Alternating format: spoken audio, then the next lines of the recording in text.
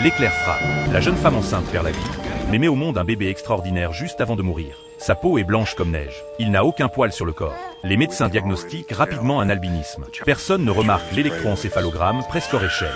Ces ondes cérébrales intenses révèlent que cet enfant n'est pas ordinaire. Le père, ignorant la vérité, s'effondre mentalement. Il considère son fils comme un monstre. Il l'enferme au sous-sol et le confie à son grand-père. 18 ans plus tard, le grand-père meurt. Un shérif accompagné de la directrice d'un foyer vient pour recueillir le jeune homme. Ils ont entendu dire que cet enfant a vécu isolé pendant 18 ans, sans éducation. Ils s'attendent à trouver un sauvage. En entrant dans le sous-sol, ils le découvrent dans un coin. Sa peau d'un blanc pur et ses yeux roses les laissent sans voix. Il se présente sous le nom de Powder. La directrice est surprise par son langage parfaitement articulé. Il ne ressemble pas du tout à quelqu'un sans instruction. Elle remarque une bibliothèque.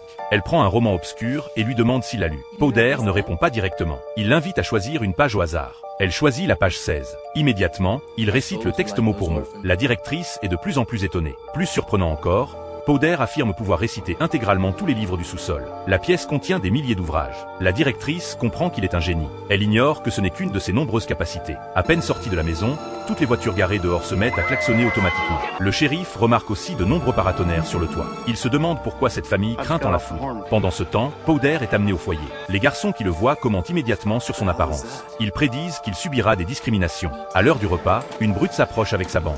Ils se moquent de son apparence et lui tendent une cuillère. Ils veulent l'humilier en l'obligeant à la suspendre à son nez. Cette fois, la brute s'est trompée de cible. Powder prend la cuillère et la frotte énergiquement. Soudain, toutes les cuillères du réfectoire volent vers lui. Tous les témoins sont stupéfaits. Cela révèle sa deuxième capacité, le contrôle du magnétisme. La directrice, ignorant ces événements, emmène Powder passer un examen médical.